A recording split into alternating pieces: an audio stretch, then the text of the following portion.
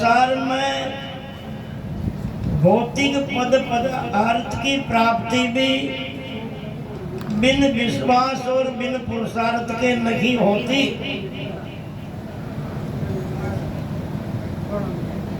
हाँ सर, 100 रुपये तो हमारे रोडू राम जी पटेल साहब नया गांव से पधारे, उनकी ओर से भेंट है गुरुदेव के चरणों में। और 100 रुपये बद्री जी ठेकेदार जी गानोली, उनकी ओर से गुरुदेव के चरणों में भेंट है। गुरुदेव आप पे हमेशा कृपा बनाए रखे। बोलो सतगुरु भगवान की जय हो। मगर विश्वास होना तो बड़ी दूर की बात है, मगर बहुत से सुनने वाले सत्संगियों के ये महापुरुषों की वाणी शब्द हृदय तक उतरे ही नहीं। विश्वास होना तो बड़ी बात है, मगर बहुत से लोगों को सुनते हुए बहुत वर्ष बीत गए, सत्संगों में आते जाते जीवन गुजर गया, मगर उनका सुनना केवल कानों तक सीमित रहा है। अभी तक महापुरुषों की वाणी उनके हृदय तक उतरी नहीं है, और ये शब्द हृदय तक उतरे बिना जीवन में कभी असर करता ही नहीं है। एक सत्संगी भक्त ने एक महापुरुष से पूछा, गुरुदेव सत्संग भी बहुत होती है, बहुत सुनने के लिए लोग आते हैं, मगर इतनी सत्संग हो रही है, इतने सुन रहे हैं, मगर इतने सुनने का सत्संग होने का इतना असर क्यों नहीं है? इतने लोगों का जीवन बदला क्यों नहीं है? लोगों के व्यवहार में सोच में परिवर्तन आया क्यों नहीं है? महात्मा भक्त ने क्यों रहे, एक काम कर, यो सामने शराब को ठेको है ना, एक बोतल ले रहा और सोची गुरु महाराज को बचन कौन टाल गयो, बोतल ले रहा है। महात्मा कह रिया तने या पूरी बोतल पीनी है, पूरी खाली हो जानी छावे, पर देख गला के नीचे न उतरना छावे। बोतल पीनी है, बोतल खाली होनी चाहिए, मगर दारू गला के नीचे उतरनो न चाहे। एका कोड़ा करिया जा और पटकिया जा, वो बोतल की दारू की घूंट ले तो रियो कोड़ा करे पटक दे, घूंट ले कोड़ो करे बाजो पटक दे, पूरी बोतल खाली हो गई। महात्मा पूछो रे बता थोड़ो घणो नशो आयो कि नहीं? पूरी बोतल खाली होगी, दारू की नशो आयो के? जब वो कह रही हो गुरु महाराज आप भी किसी बात करो जो नशो आवलो खटाशू, दारू की घूंट तो गला के नीचे उतरी ही कौन है? जब महात्मा क्यों रे बस यही उतरे तेरे प्रश्न का है, जैसे वो शराब की घूंट गले के नीचे नहीं उतरी इसलिए नशा आया नहीं, क्योंकि तू दारू की घुटका ले तो रियो और कोड़ा कर तो रियो और पटक तो रियो। इसलिए लोग सत्संगे तो बहुत कराते हैं या सत्संगों में बहुत आते जाते हैं, मगर महापुरुषों के शब्द विचारों की वो गुरुगम की घुटकी हृदय तक उतरती नहीं है, केवल वो कानों तक सुनने तक सीमित रह जाती है। इसलिए चाहे जीवन बीत जाओ, आते जाते सुनते बैठते, मगर उन लोगों के जीवन में बदलाव आता नहीं है। जब तक ये महापुरुषों की वाणी अंतःकरण को नहीं छुएगी, हृदय तक ये शब्द नहीं छुएंगे, जब तक जीवन में क्रांति पैदा होने वाली नहीं है, विचारों की जागृति आने वाली नहीं है। एक महात्मा जो एक आदमी कियो गुरुदेव, बहुत गरीब आदमी हो, आपके न कहे ऐसी कोई चीज हो तो कृपा करो मन दियो, थोड़ी मारी गरीबाई मिटे, सुख शांति सो जीवा लागू।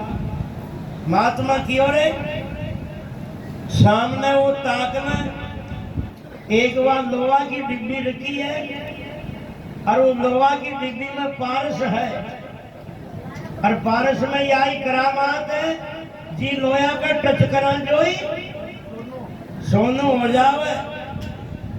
जा रहे तो वह लोहा की डिब्बी लिया, वह पारस में थने दे दियो, 2 दिन तक जितनो सोनू बनानो जितनो बना लीजिए। वो आदमी हसर बोलियो गुरु महाराज आप भी किसी बात करो जो, डिब्बी लोहा की और जी में पारस, अगर हकीकत में डिब्बी में पारस होती तो वह डिब्बी लोहा की रहती ही होना, वह कभी की सोना की हो जाती। महात्मा क्यों थारा दिमाग में फेर लगा जे, तो यान करूं डिब्बी ने तो लिया। जब वो लोहा की डिब्बी ने ले आयो, महात्मा डिब्बी खोली तो पारस थी तो लोहा की डिब्बी में। परमात्मा बड़ा चालाक होशियार था, और पारस में पहली रूई में लपेट और फिर रखी लोहा की डिब्बी में, इसलिए वो रूई ने वो पारस को लोहा की डिब्बी के अड़ने छूने टच होने ही नहीं दिया। इसलिए चाहे इतने दिनों तक वो पारस लोहा की डिब्बी में पड़ी रही है, मगर वो डिब्बी लोहा की रही, पारस की है, यानी सोना की नहीं हो सकी है। इसलिए अपना अंतःकरण, अपना हृदय एक लोहा की डिब्बी की तरह है। इन महापुरुषों के शब्द जो है पारस की तरह है, मगर अपनी भेद भावना की या जातीय भावना की, नफरत भावना की, कपट भावना की या श्रद्धाहीनता की, जिज्ञासाहीनता की या कर्मा की रूई की हृदय की अंतःकरण की डिब्बी के यान की लिपट रही है कि ये शब्दों को अंतःकरण को टच होने की नहीं देती है।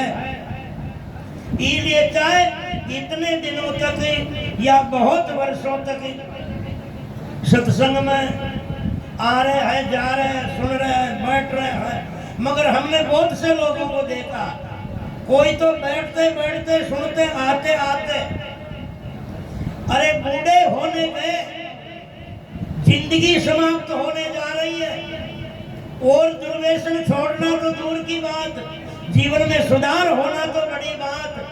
आज दिन तक इतना सुनते सुनते भी घना सो बीड़ी को तोतड़ों तक न छूट पाए है, एक जर्दा की पूरी तक नहीं छूट पाई है।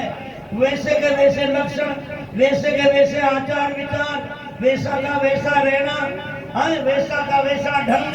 अरे जब सुधार आया ही नहीं तो ये सुनने का अर्थ हुआ भी क्या है। इसलिए बंदों, क्योंकि महापुरुषों ने कहा है पवित्र अंतःकरण में ही, निर्मल अंतःकरण में ही महापुरुषों की वाणी असर करती है। और जिनका अंतःकरण, जिनकी श्रद्धा है, जिनकी जिज्ञासा है, उनका तो अरे 1 मिनट का सुनना भी जीवन में बड़ा असर कर देता है, जीवन की दिशा बदल देता है, जो श्रद्धा के साथ में सुनते हैं। घना को तो संता की वाणी में, गुरु का शब्द में अतरोक विश्वास है, अतरोक माने गुरु का शब्द में। एक महात्मा एक गांव में सत्संग करवा आया, चेला के समाचार करिया रे, फलाने गांव में सत्संग है, आज रे मिलनो हो जाए, सत्संग हो जाए। कहता कहता तो चेलो आयो, 2-4 भजन सुनिया, ढोक देर कियो गुरु महाराज, चालनो पड़े तो मैं पधारू छू। गुरुजी क्यों रे बेटीरा बाप आ ही गयो तो घंटा 2 घंटा तो बैठ। नहीं गुरु महाराज जरूरी काम है, चालनो पड़ेगा। अरे तो थोड़ो तो रुक रे, घंटों खान तो नहीं मानियो गुरु महाराज जानी पड़े। गुरु जी क्यों कोई बात न भाई थारे जरूरी है तो जा। चेलो गयो गांव के बाहर निकलियो, अरे एक खुमार का गड्ढा फूंक गया गांव के बाहर खड़ते।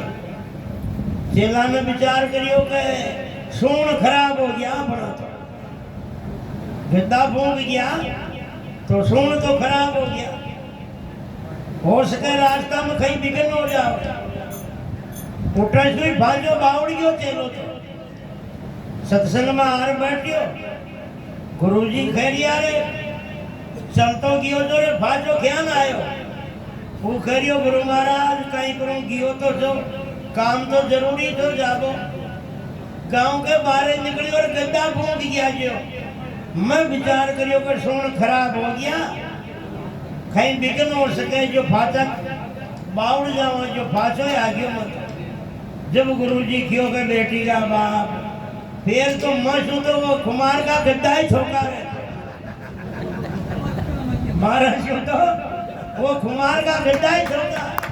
मुंह तो उतनी देर को अतरो भूखियो कि थोड़ो को रुक रहे बैठ रहे तो तने एक ही न सुनी, एक ही न मानी, आधो घंटो न रुकियो।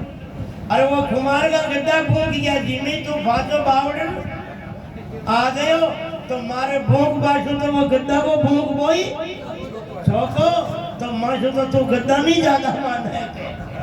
अब बोलो जी की इतनी श्रद्धा हो उनको कई सत्संग में जान सके, कई भक्ति में पहचान सके और उन्हें जीवन में कई ज्ञान हो सके। अरे पानी ले रहा हूँ। श्रद्धा के लिए तो महापुरुषों ने कहा ईश्वर ते गुरु में अधिक है। क्यों वंशी जी विचार सागर कार्य लिखते हैं ईश्वर से गुरु में अधिक और धारे भक्ति सुजान बिन गुरु भक्ति परवीन हो तो लहेन आत्म ज्ञान। जितनी श्रद्धा अपनी भगवान के प्रति है वैसी श्रद्धा गुरु के प्रति हो, क्योंकि परमात्मा निराकार है। निराकार वस्तु का कभी दर्शन होता नहीं है, निराकार वस्तु का केवल अनुभव होता है। जैसे दर्द अपने हृदय का दर्द आंखों से देखा नहीं जाता है, केवल महसूस किया जाता है।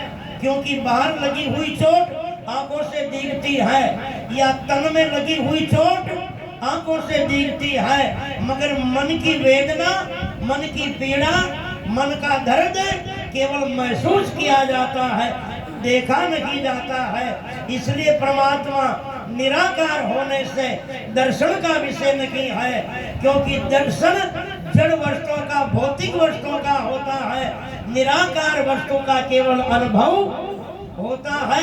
क्योंकि दृश्य वस्तु, जड़ वस्तु, भौतिक वस्तु इंद्रियों का विषय है और इंद्रियां जड़ है और पदार्थ भी जड़ है। इसलिए जड़ का विषय केवल जड़ ही है। आत्मा या परमात्मा निराकार है। निराकार वस्तु या परमात्मा किसी मन बुद्धि इंद्रियों का विषय नहीं है, मन बुद्धि इंद्रियों का साक्षी है। इसलिए निराकार का अनुभव होता है और सगुण साकार वस्तु का दर्शन होता है। इसलिए अनुभव करना है तो निर्गुण निराकार वस्तु का, परमात्मा का करें, और दर्शन करना है तो वही निर्गुण निराकार परमात्मा का नित्य अवतार सगुण साकार रूप में ये संत है, ये महापुरुष है। इसलिए भगवान का दर्शन करने की इच्छा हो तो संतों के रूप में करें, और जानने की, अनुभव करने की इच्छा हो तो अपने आत्मा स्वरूप के रूप में करे। बस यही जीवन का सिद्धांत है, यही जीवन का ज्ञान है। और मगर ये कब होता है? जैसे आप जानते हो कांच में मुख कब दिखता है? जब कांच में चार विशेषता होती है।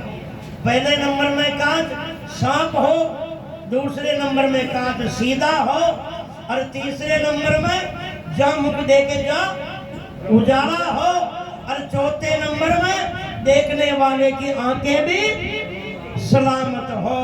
ये चार विशेषता जहाँ बढ़ती है ताही कांच में, दर्पण में अपना चेहरा नजर आता है।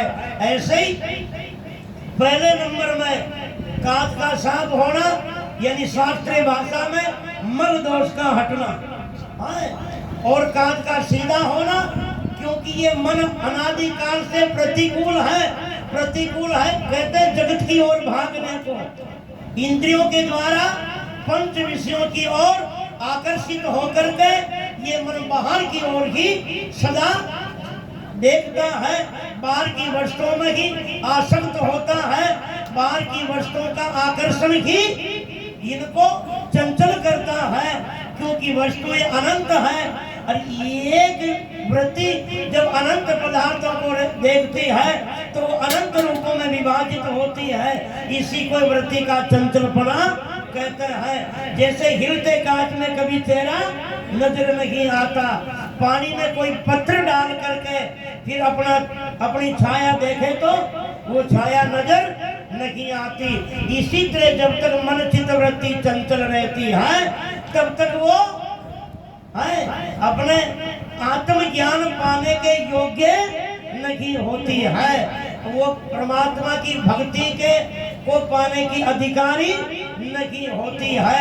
इसलिए ये शास्त्रीय भाषा में इन चित्तवृत्ति का चंचलपना खत्म होना, विक्षेप दोष हटना और उजाला होना, तीसरा आवरण दोष हटना, और ये तीनों हटने के बाद भी अपने अनुभव की आंख खुली होना, ये चार जहां होते हैं तब इस आत्मा में परमात्मा का दीदार होता है, परमात्मा का अनुभव होता है। इसलिए कहा है, अब बोलो ये तीनों दोषों को मिटाना सहज नहीं है।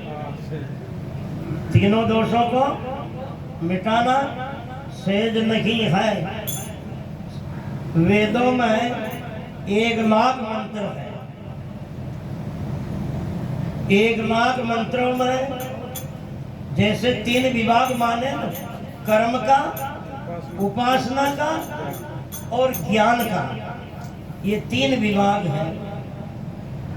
तीनों विभाग में कर्म विभाग के 80,000 मंत्र हैं, उपासना विभाग के 16,000 मंत्र हैं और ज्ञान विभाग के केवल 4,000 मंत्र। अब देखने की बात यह है, 3 विभाग तीनों दोषों की समाप्ति के लिए है। पहला दोष कौन सा है? मल। मल कहते हैं पाप को। कर्म से ही पाप पैदा होता है, कर्म से ही पुण्य पैदा होता है। यानी कर्म से पाप पैदा होता है, कर्म से पाप खत्म होता है। जैसे पानी से कीचड़ पैदा होता है, पानी से कीचड़ साफ होता है। अभी पहला दोष को मिटाने के लिए कितने मंत्र हैं? 80,000। इनका मतलब ज्ञान के तो मंत्र कितने हैं? 4,000। तो जो बीमारी गहरी होती है या बड़ी होती है उनका ही तो कोर्स ज्यादा और लंबा होता है ना, है? तो ज्ञान होना इतनी बड़ी बात नहीं है। ज्ञान होना तो सहज है, मगर अगर बड़ी बीमारी है तो वो केवल ये पहले दोष को मिटाने की है, अंत्यकरण को पवित्र करने की, मल दोष को मिटाने की। क्योंकि इनका कोर्स बड़ा है, 80,000 मंत्रों का कोर्स है इनका, इन एक दोष को मिटाने का। और ये एक दोष मिट जाता है ना, तो फिर दूसरे दोष को मिटाने के लिए 16,000 मंत्र उपासना के। क्यों? और ये दोनों दोष हटे बिना, जिनके मन विक्षेप दोष हटे नहीं, अंत्यकरण पवित्र नहीं, जिनका मन स्थिर नहीं, उनको ब्रह्म ज्ञान की, आत्म ज्ञान की या वेदांत की चर्चा सुनाना भी बड़ा निरर्थक है, बड़ा गुनाह है। क्योंकि वो उन लक्ष्य को प्राप्त भी नहीं करेगा और वहां से भी भटक जाएगा और बीच में अटक जाएगा तो वो कहीं का भी नहीं रहेगा। जैसे कोई कभी ऑपरेशन करना हो ना तो कभी कभी छोटी मोटी बीमारियां और भी होती है। जान कोई बीपी आई होती हो, बीपी लो हो रही हो, कोई टाइफाइड हो, पीलियो बिगड़ रही हो, ब्लड की कमी हो। अब ऑपरेशन करवा के पहले डॉक्टर ये छोटी छोटी बीमारियां ना कंट्रोल करे। है ब्लड की कमी है तो ब्लड की पूर्ति करे, है और अगर बुखार है तो बुखार में खत्म करे, टाइफाइड है पीड़ो बिगड़ियो तो उन्हें ठीक करे, बीपी हाई है कि या लो है उन्हें कंट्रोल करे। ये जब सारी कंट्रोल हो गया, जब जार चीरा फाड़ी करे, जब जार ऑपरेशन करे।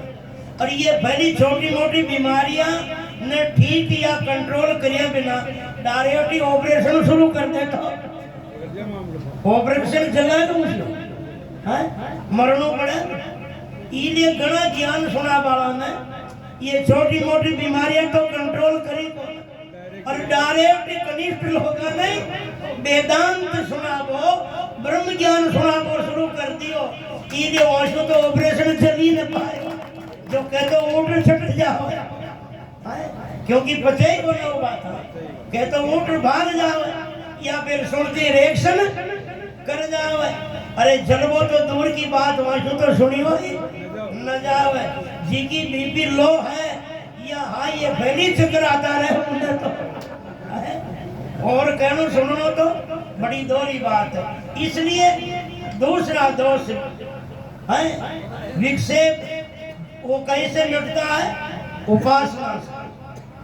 उपासना के विषय में भी लोग भटके हुए हैं। उपासना का अर्थ होता है उप यानी नजदीक, आसन यानी स्थित होना, अपने आप के नजदीक स्थित होना। इन विधि प्रक्रिया का नाम उपासना है। उपासना का एक शब्द और है जिनका नाम है उपवास। पेंगल उपनिषद में आता है उप समीपे यो वासो जीवात्मा परमात्मनि उपवास से विज्ञो न तो काय तो शोषणम। उप यानी नजदीक, वास यानी रहना, अपने आप के नजदीक रहना। आज अपने आप से दूर होते जा रहे हैं। अपने आप में नजदीक होने का अर्थ, जैसे उपासना की विधि समझो, नजदीक होना। नजदीक होना कैसे? जैसे विदेश से देश नजदीक है, चीन से, अमेरिका से, पाकिस्तान से, नेपाल से अपना देश नजदीक है ना। विदेश से देश नजदीक है और देश से राज्य नजदीक है और राज्य से भी संभाग नजदीक है, संभाग से भी अपना जिला नजदीक है, जिले से अपनी तहसील नजदीक है, तहसील से अपनी ग्राम पंचायत नजदीक है, ग्राम पंचायत से अपना वार्ड नजदीक है, अपने वार्ड से अपना गांव नजदीक है, गांव से गली अपना मोहल्ला नजदीक है, अपने मोहल्ले से अपना घर नजदीक है और घर से भी अपना स्थूल शरीर नजदीक है, स्थूल शरीर से भी सूक्ष्म शरीर नजदीक है और सूक्ष्म शरीर से भी कारण शरीर नजदीक है और कारण शरीर से भी महाकारण शरीर जिनको ज्ञान कहते हैं वो नजदीक है और महाकारण शरीर से ज्ञान से भी, ज्ञान की उत्पत्ति कहां से होती है? आत्मा से, क्योंकि आत्मा का गुण ही ज्ञान है। आत्मा की चैतन्यता का नाम की ज्ञान है। इसलिए आखिरी में नजदीक कौन है? अपना आप। अपने से ज्यादा कोई दूसरा नजदीक नहीं है। मगर अपना मन अपनी ओर नहीं है, बाहर की ओर है। इंद्रियों के द्वारा जिन साधना विधि से ये मन बाहर से हट करके अपने आप की ओर लौट जाए और अपने आप में स्थित हो जाए, उसी का नाम उपवास और उसी का नाम उपासना है। इसलिए महात्मा बुद्ध का फोटो देखा होगा, है ना? मैंने कभी आज दिन तक महात्मा बुद्ध का फोटो खुले नेत्रों में नहीं देखा है। जहां भी महात्मा बुद्ध की मूर्ति या फोटो देखा, बंद आंखों में देखा, समाधि की स्थिति में देखा है। बस महात्मा बुद्ध की मूर्ति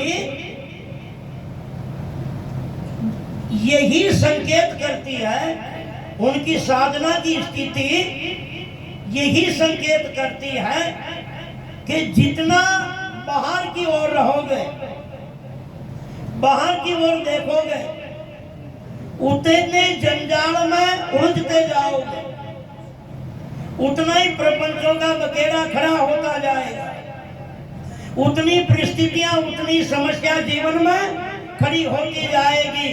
अरे उतना ही दुख जीवन में तैयार होता जाएगा।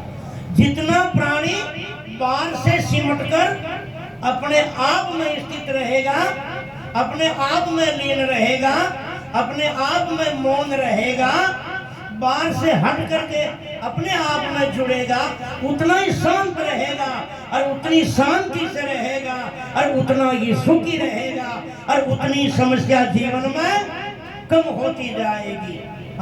इसलिए क्योंकि बाहर उड़ जाए और ये मन भटका रे सारा जंजाल खड़ा हुआ, इसलिए इसी का नाम है उपासना। निर्विषम ध्यानम मन का विषय रहित हो जाना ही ध्यान है।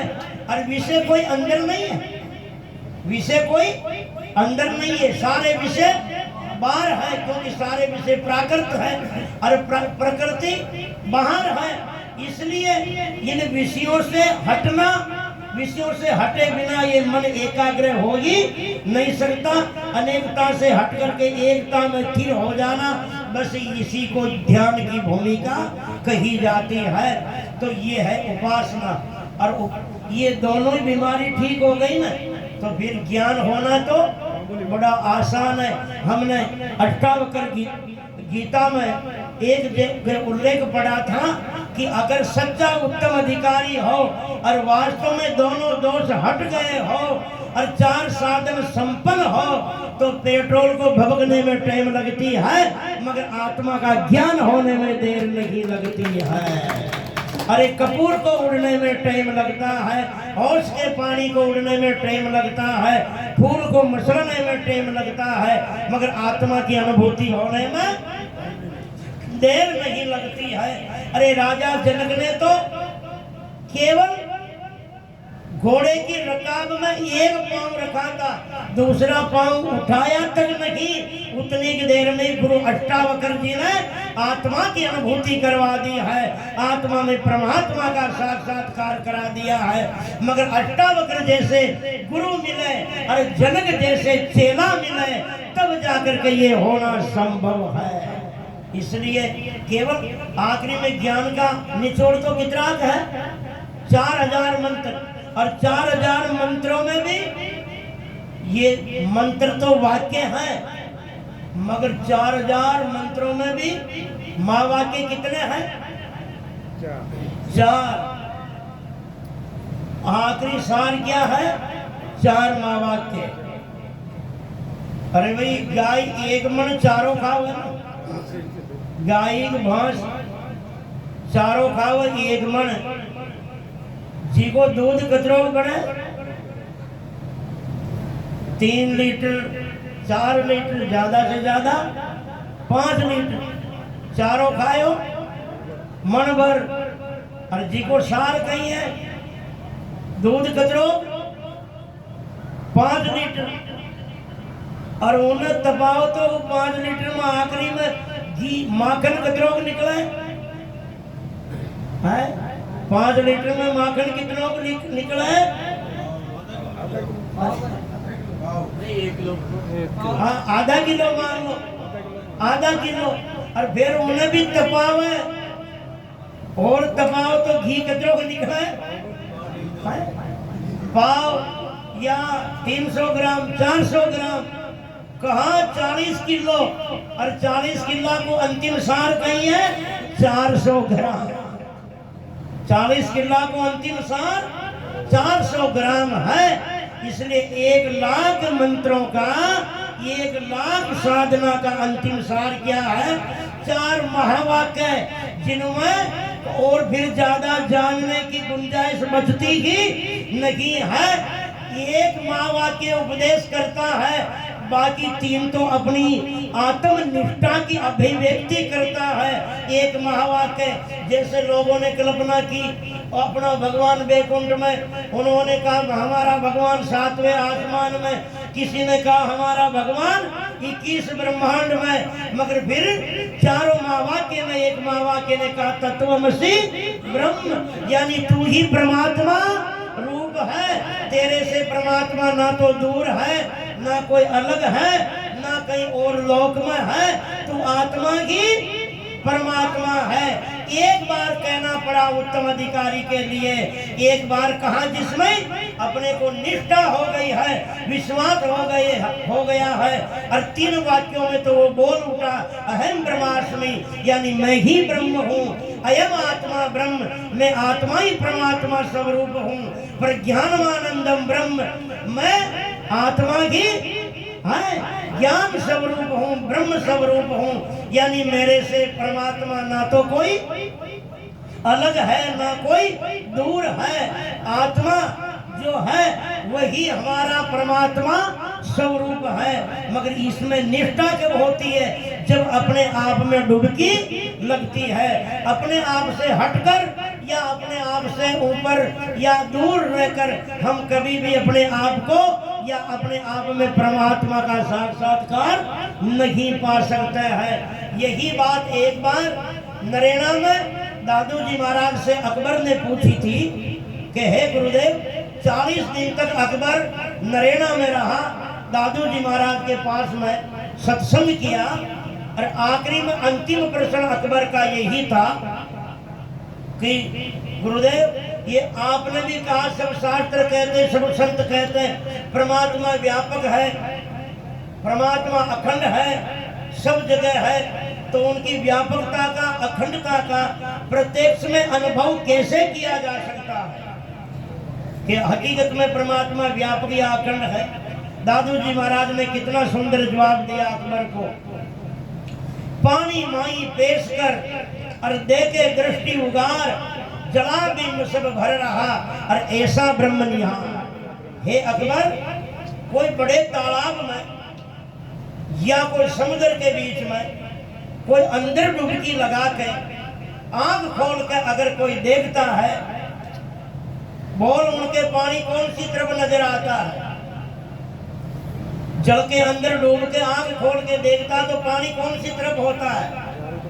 जब अकबर ने कहा कि गुरुदेव, अगर कोई जल में डूब गया और फिर आंख खोल के देखे तो चारों तरफ पानी ही पानी होता, ऊपर पानी, नीचे पानी, आगे पानी, पीछे पानी, सब जगह पानी पानी होता है। इसलिए है अकबर, ब्रह्म भाव में स्थित होकर के अगर फिर दुनिया को देखता है तो सर्वखल विदम ब्रह्म, अरे परमात्मा के सिवा और कोई नजर आता ही नहीं है। तो ना तो कोई मजहब, ना कोई धर्म, ना कोई जाति, ना कोई पाति, ना कोई वर्ण, ना कोई आश्रम, ना कोई अपना, ना कोई पराया, ना कोई ऊंचा, ना कोई नीचा। अरे वहाँ तो जगत का अस्तित्व ही खत्म हो जाता है। तो ये छोटी मोटी बातों की क्या कहना, परमात्मा के सिवा और कोई रहता ही नहीं है। मगर जब तक गर्दन पानी से ऊपर होती है तब तक पानी एक तरफ ही होता है। इसलिए हम जब तक आत्म भाव से हट करके अलग रहते हैं तब तक ये न्यारापन नजर आता है। धर्म, मजहब, संप्रदाय, मत, पंथ, जाति पाति, शरीर है, वर्ण भेद, ये सारा बखेड़ा खड़ा कब होता है? जिनकी दृष्टि आत्मा से अलग होती है, और जिनकी आत्म दृष्टि हो जाती उनकी ये सारी बीमारी खत्म हो जाती है। बोलो सदगुरुदेव भगवान की है, त्रिकाल के सभी महापुरुषों की। पानी पिलाओ भाई। अब हमारे बीच में